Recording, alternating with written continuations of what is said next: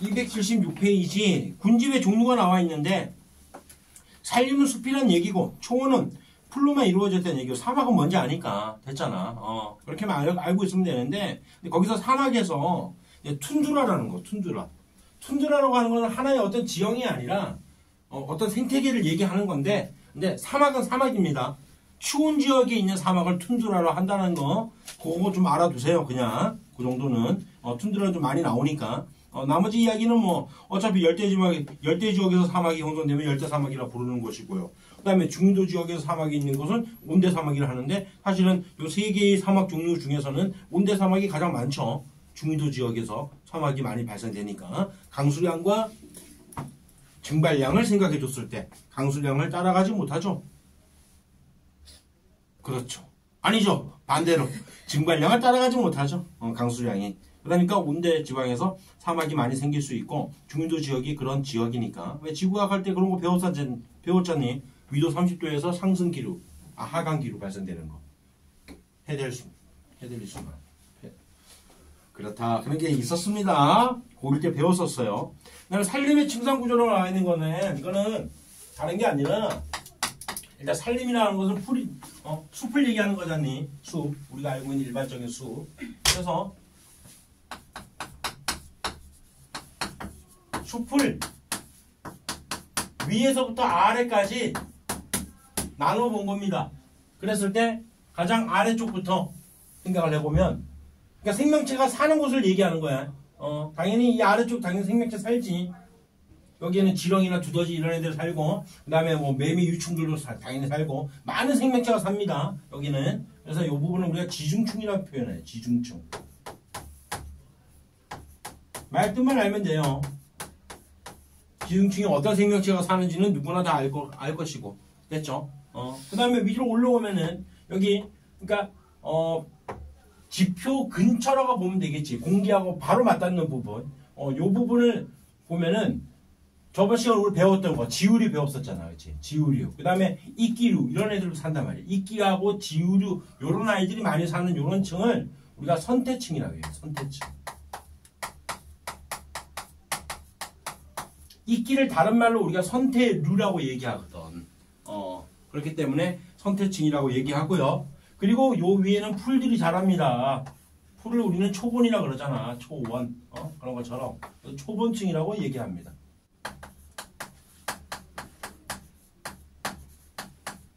이 마지노선이에요. 그러니까 풀이 여기까지밖에 못 자란다는 의미야. 선태층은 물론 여기에 돌이 있거나 암석이 있거나 또 나무가 있거나 하면 나무 위에도 그러니까 이끼들이 피고 나무에도 지우류가 있잖아. 원래부터. 그렇긴 한데 마지노선을 얘기하는 거야. 그런 것까지 그러니까 예외적인 부분까지 다 얘기하는 게 아니라 그리고 작은 나무들이 자랍니다. 작은 나무 그림 잘 보세요. 요거 어떻게 그리는지. 여러 줄기로 그리고 있지. 그치? 각 줄기마다 뿌리가 하나씩 다 있는 거예요. 실제로. 2m 이하의 나무를 우리가 뭐라 그러냐면 관목이라 불러요. 관목.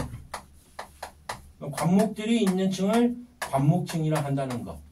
아직까지는 식물 개체들이 식물 군집의 형성의 높이를 보면은 아직까지는 지표까지 태양빛 에너지가 많이 도달할 수밖에 없겠다. 당연한 이야기지. 여기를 오늘 잘 알아둬야 됩니다. 그 다음에 관목보다 좀 더 크기가 큰 나무가 있습니다. 크기가 큰 나무가 있고 얘 같은 경우는 줄기 하나에서 나머지 원뿌리가 있고 그 다음에 나머지 뿌리가 이렇게 뻗어져 나와요. 그 다음에 얘보다 더 큰 나무가 있어요. 마찬가지입니다. 원뿌리가 있고 여기서 뿌리들이 이렇게 뻗어져 나옵니다. 이렇게 큰 나무를 우리가 교목이라고 그러거든. 그래서 이쪽을 우리가 교목층이라고 부릅니다. 교목층. 크기는 어느 정도 크기냐면 8m 이상 정도 돼야 돼. 8m 이상. 얘는 2m 이하. 관목은 2m. 기준이 2m예요. 얘는 기준이 8m입니다. 그런데 이 나무 같은 경우는 2m보다는 크기가 크지만 8m보다는 작아요. 요게 다 자란 형태야. 이런 나무들을 우리가 애매하니까 아라는 말을 붙여서 아교목층이라는 말을 씁니다. 층 이름 나중에다 외워놓으세요. 알겠지?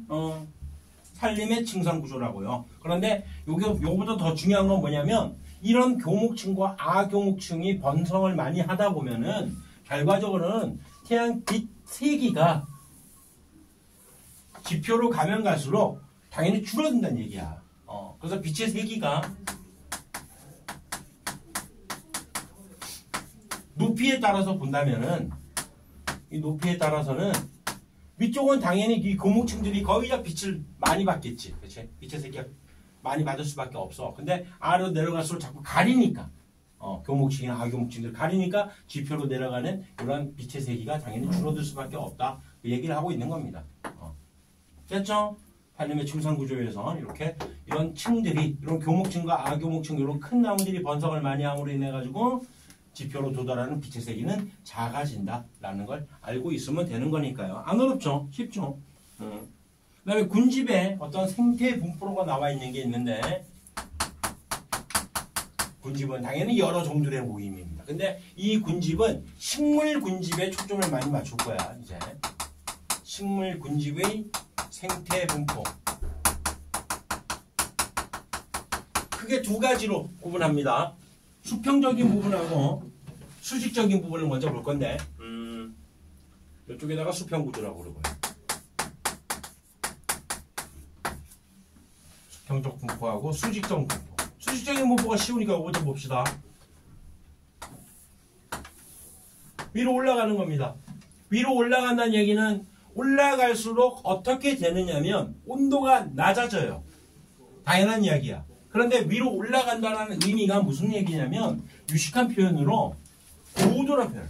지평선에서 지구 땅 표면에서부터 각도, 요게 고도입니다. 그래서 고도에 따른 생태적인 분포를 말한다는 얘기야. 그럼 고도가 낮으면 당연히 온도가 높을 거 아니냐? 당연한 거지. 고도가 높아지면 높아질수록 당연히 온도가 낮아지니까 그러니까 식물 군집의 생태 분포는 당연히 다를 수밖에 없다는 얘기입니다. 그 얘기하는 거야. 그래서 온도가 높은 곳에는 무조건 활엽소야. 일단은 활엽소야. 근데 활엽소의 종류가 두 가지가 있었잖아요. 낙엽을 떨어뜨리는 활엽소하고 낙엽을 떨어뜨리지 않는 활엽소하고. 상식적으로 생각해 보면 돼. 낙엽을 떨어뜨리는 활엽소는 왜 낙엽을 떨어뜨리는데? 추워서. 추운 지역이 있으니까. 그러니까 당연히 낙엽을 떨어뜨리지 않는 활엽소가 온도가 더 높은 곳에서 서식할 수밖에 없다는 얘기지. 상로 활엽소. 그 다음에 낙엽 활엽소. 활엽소 다음에 온도가 낮다. 무조건 뭐냐? 침엽수입니다. 이거 무조건이에요. 침엽수. 침엽수림이 고도가 높아지면서 온도가 낮아지니까 주로 많은 생태적인 분포를 이룬다라는 거. 그렇다고 해가지고 오해하지 마세요. 또 침엽수 많이냐? 그건 아니야. 알겠지? 낙엽수 많이냐? 그건 아닙니다. 낙엽 활엽수 많이 그런 건 아니에요. 주로 많이 분포하고 있는 것을 말하는 거니까. 그 다음에 침엽수 다음에는 바로 끝났네요. 관목. 크기가 어떻다고? 2m가 맥시멈인 나무들. 많이 자라봤자 2m까지밖에 못 자랍니다. 관목대가 여기에 분포하게 된다는 거. 어찌됐든 온도 때문이야. 그 온도의 원인이 바로 뭐라고요? 온도 감소의 원인이 고도 때문이었다라는 거. 그렇게 판단하면 돼요. 수평적인 분포 또한 마찬가지로 온도에 대한 이야기를 할 거예요. 온도. 이쪽이 온도가 높은 거야. 아래쪽이. 위쪽이 온도가 낮은 거야. 근데 온도만 보는 게 아니라 강수량도 같이 볼 거예요. 강수량. 극단적으로 좀 알아두세요. 상세하게 다 외워두지 않아도 됩니다. 저 그래프가 식물군집의 상대는 분포인 거예요? 아니 요거예요. 얘는 요겁니다. 산림의 층상 구조에 대한 이야기예요. 어차피 책에다 있는 그래프예요. 그러니까 굳이 하나하나 막 안 해도 돼요. 이해만 좀 하면 돼요. 강수량이 이쪽이 큰 겁니다. 이쪽이 작은 거예요. 이렇게 형성되고 있어. 그러면 극단적으로 가세요. 극단적으로.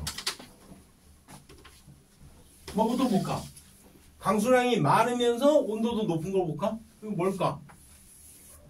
당연히 상식적으로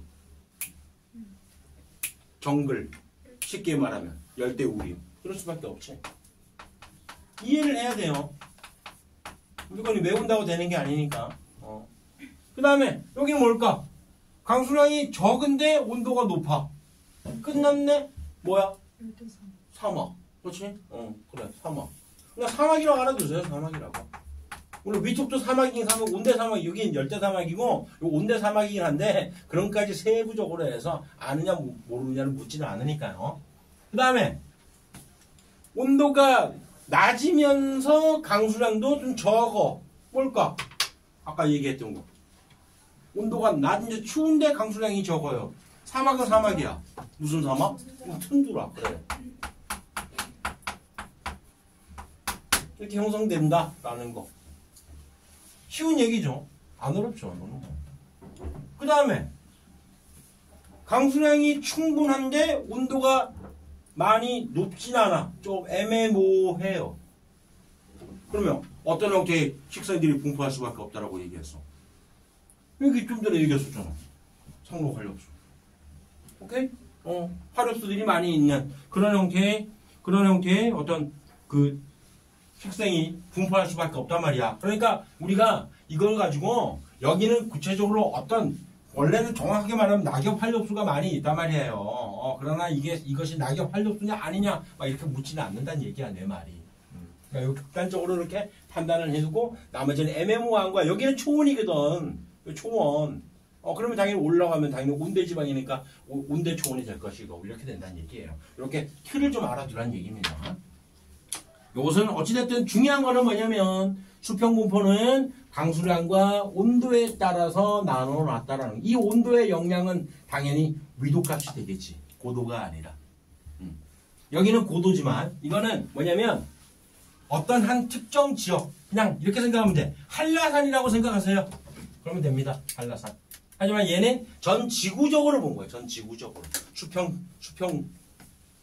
수평적으로. 얘는 수직적으로 그냥 본 거고요. 됐죠?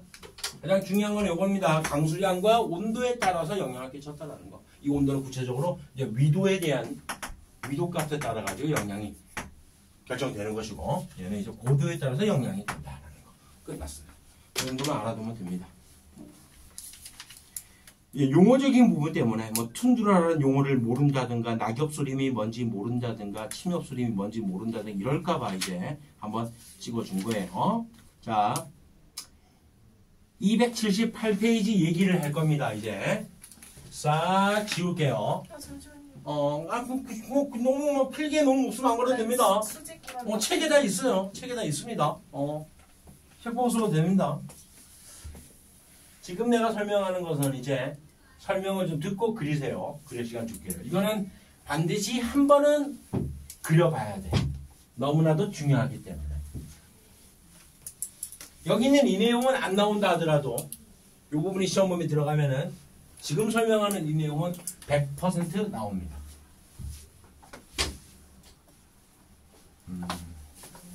식물 설명을 듣고 쓰세요. 군집의 변화를 얘기할 거거든. 변화. 이거를 유식한 말로 뭐라 그러냐면 천이라고 말하는 거예요. 식물 군집이 변한다고요. 그러면 식물 군집이 우리가 알고 있는 나무들 이게 여러분들 여기서 다 배웠으니까 어떤 형태인지 알 수 있잖아. 아교목 아니면 교목, 관목 이런 것들이 이제 익숙해지겠지. 이제는 그냥 지우류 이런 애들 그런 것들이 자꾸 정착을 하면서 자꾸 변할 텐데 과연 어떻게 변하느냐 그 얘기를 할 거야. 처음에는 이런 용암이 분출됩니다.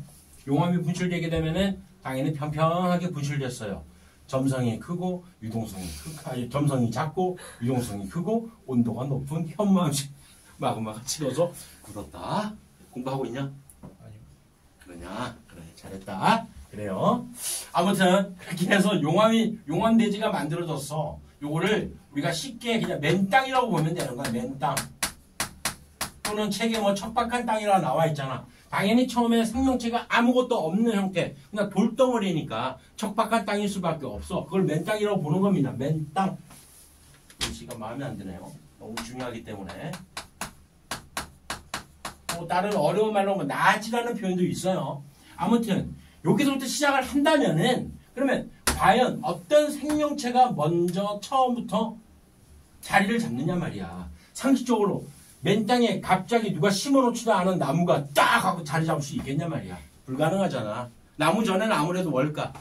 나무 전에는 상식적으로 씨앗? 씨앗보다도 어떤 애들이 자리를 잡을 수밖에 없을까? 이끼 아니면 뭐 작은 나무들 아니면은 뭐 풀. 안 그렇겠냐? 그렇지? 그래서 처음으로 자리 잡는 아이들이 뭐냐면 조류와 균류가 공생하는 지표종입니다. 기억나요? 뭔지? 뭡니까? 지오류가 자리 잡아요. 처음에. 지오류뿐만 아니라 이끼류도 같이 자리를 잡습니다. 이렇게 자리를 잡는 아이들을 뭐라는 처음으로 자리를 잡기 때문에 얘네들을 우리가 개척자라고 불러요. 처음으로 자리 잡는 생명체들, 식물들, 이야기들. 그래서 여기 있는 개척자가 먼저 지우류하고 이끼류가 자리를 잡게 되면 이제부터 여기 있는 이 토양들, 여기 있는 이 맨땅을, 딱딱한 맨땅을 서서히 토양화시킵니다. 부슬부슬부슬하게 만들어요. 한마디로 토양이 만들어지는 거야. 그러면은 비가 오고 하면 그 비가 토양에 서서히 스며들겠지. 그러면서 두 번째로 자리 잡는 생명체들이 바로 풀이에요. 풀. 그렇다고 해서 지울이 이끼리고 완전히 사라지는 건 아니고 풀들의 모임을 우리가 초원이라고 부르잖아. 초원. 이렇게 자리를 잡습니다. 그러면 여기까지는 어떠한 요인 때문에 생명체가 자리를 잡을 수 있었었어.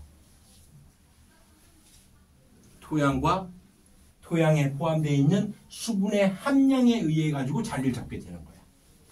근데 오해하지 마세요. 무조건 여기서 이거 그 다음에 이거다 순서대로 무조건 간다는 게 아니야. 여기서 수도비 될 수도 있어. 여기서도 수도비 될 수가 있어. 모르는 거야 그거는. 다시 말하면 무슨 얘기야? 토양과 토양의 수분 함량이 다음 초원이 자리 잡을 수 있는 전제 조건을 만족하지 못한다고 한다면은 여기서 멈추게 되는 거지. 맞지? 또는 여기 이 상태에서 다시 맨 땅으로 갈 수도 있는 거야. 알겠죠? 이런 것들 잘 알아두세요. 그 다음에 초원부터는 이제는 쉬워요. 이제부터는 당연히 지우류나 이끼류가 있고 그 다음에 풀도 있고요. 그 다음에는 나무가 자리를 잡아요. 그럼 첫 번째 나무 어떤 나무가 자리 잡을까요? 당연히 작은 나무들이 자리 잡을 수밖에 없겠지. 예전에는 관목을 이렇게 안 그렸는데 이렇게 그리기 시작했어요. 왜? 이 내용이 나와. 뿌리 한 개에서 줄기가 나온다. 뿌리 한 개에서 줄기가 나온다. 여러 갈래의 형태로 2m 이하라는 것만 강조를 했거든. 근데 그게 아니야. 그런 것도 세부적인 부분이 나올 때가 많아요. 그래서 관목림이 이제 자리 잡게 됩니다. 자, 이제부터 설명을 잘 들어야 돼요. 아까 층상 구조를 할 때 태양빛 에너지가 지표까지 어떻게 도달하는지를 얘기했었었지. 그치? 그럴 때 보면은 지금 현재는 아직까지 풀과 초원들과 2m 이하밖에 안 되는 2m까지밖에 안 되는 그런 나무들이 있으니까 당연히 지표에 태양빛 에너지가 잘 도달할 수밖에 없는 상황이지. 맞지? 그러면은 어떤 상태가 되냐면 묘목 상태일 때, 묘목이라는 나무가 어떤 나무인지 알죠? 어린 나무. 이 어린 나무일 때 태양 에너지가, 즉 태양빛을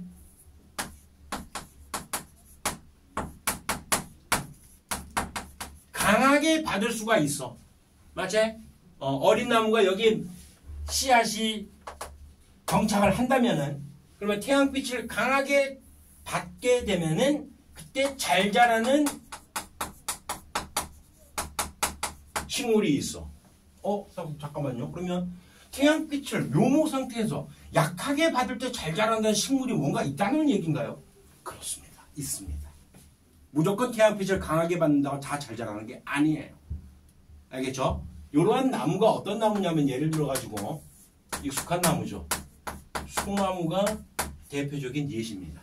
소나무 같은 침엽수가. 얘는 묘목 상태에서 태양빛을 강하게 받아야지만이 잘 자라요. 강하게 받아야지만이. 이러한 나무들을 우리가 뭐라 그러냐면 양수림이라고 얘기합니다. 양수림. 그래서 초원, 관목 다 있고요. 그리고 양수림이 이렇게 자리를 잡게 됩니다. 양수림들이. 그렇게 되면 어떻게 된다? 이제는 서서히 지표면으로 도달하는 태양 에너지가 당연히 약해질 수밖에 없겠다. 그럼 끝났네. 묘목 상태에서 태양빛을 약하게 받을 때 잘 자라는 생명체가 자리를 잡을 수가 있다는 얘기네. 맞지? 그래서 건너뛰고 갈게요. 요거를 한 단계 뛰고 갑니다. 똑같이 묘목 상태에서 태양빛을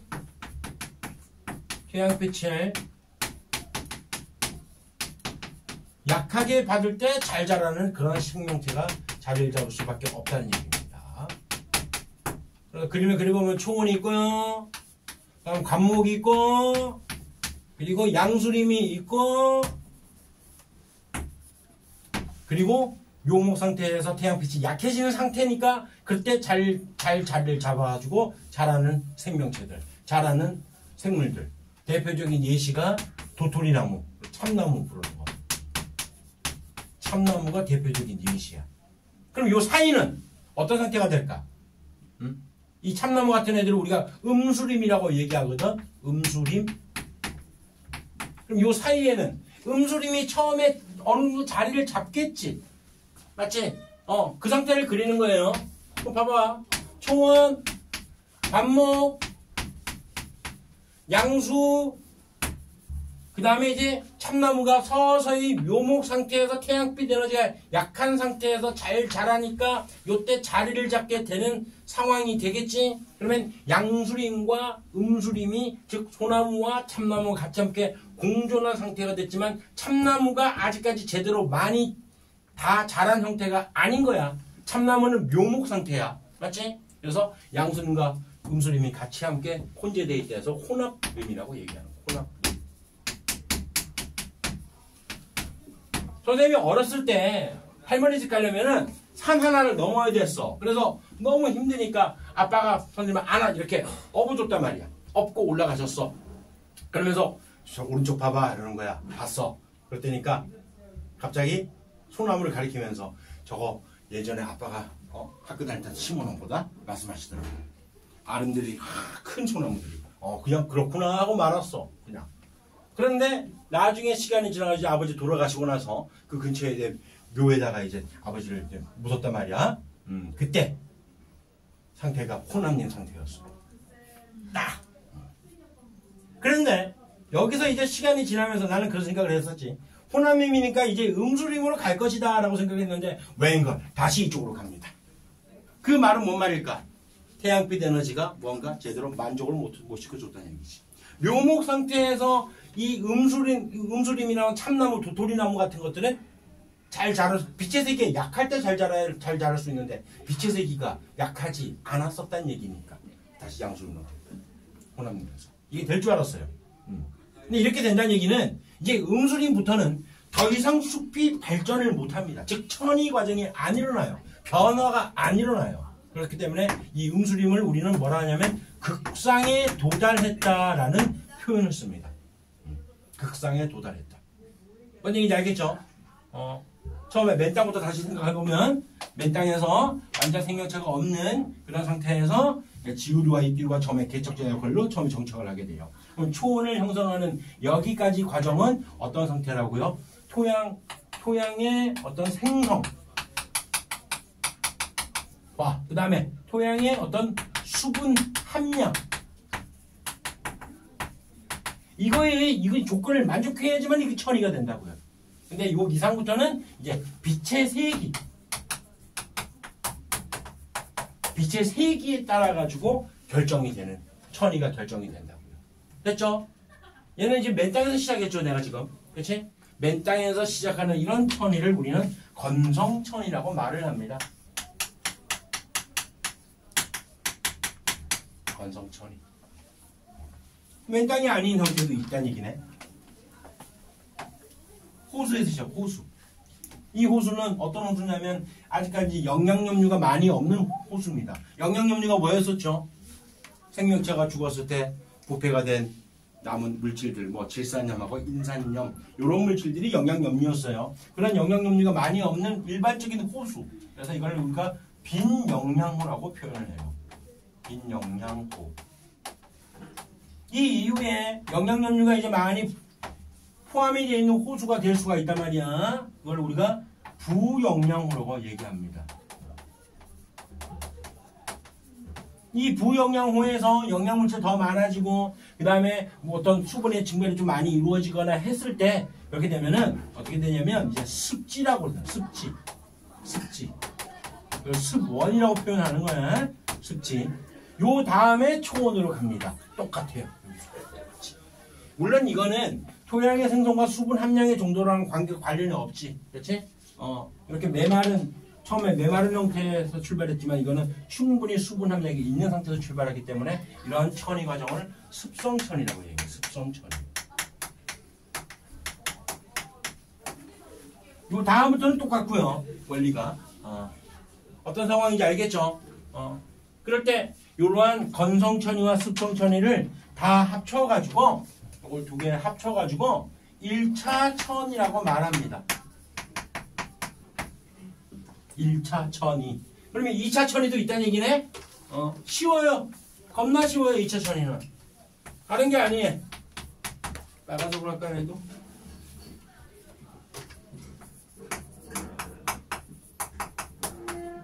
조건이 뭐냐? 반드시 1차 천이 과정에서 일어나야 돼. 1차 천이가 일어나다가 갑자기 누군가 불을 질렀습니다. 산불 난 거 봤냐 너네? 산불 난 거 본 적 있나요? 난 실제로 봤거든? 겁나 무섭다. 진짜 와 근처에 다가가지 못해요. 하늘에서 재가 막 떨어지고 이거 눈처럼 떨어져. 그리고 밤에 봤는데 그러니까 소방대원들이 끄다가 다 못 끈 거야. 그래서 그냥 타게 내버려 둔 거야. 근데 불이 막 불빛이 보일 거 아니야. 타고 올라가는 게 보여. 천천히 올라가. 멀리서 봤으니까. 근데도 불구하고 되게 무서웠던 그런 적이 있었어.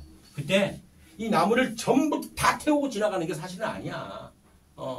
제대로 산불이 크게 나잖아? 그러면은 이 위쪽으로, 왜? 위쪽이 잎이 많잖아. 아래쪽보다는. 그러다 보니까 위쪽으로 막 타고 막 올라갑니다. 막 날아갑니다. 불씨가 그냥 막. 근데 하나하나 다 태우면서 간다 하더라도, 어찌됐든 뿌리는 살아있잖아. 맞지? 뿌리는. 그러다 보니까 이 2차 천이는 자연재해가 일어난 이후부터 일어나는 식물 군집의 변이를 얘기하는 거거든. 자연재해.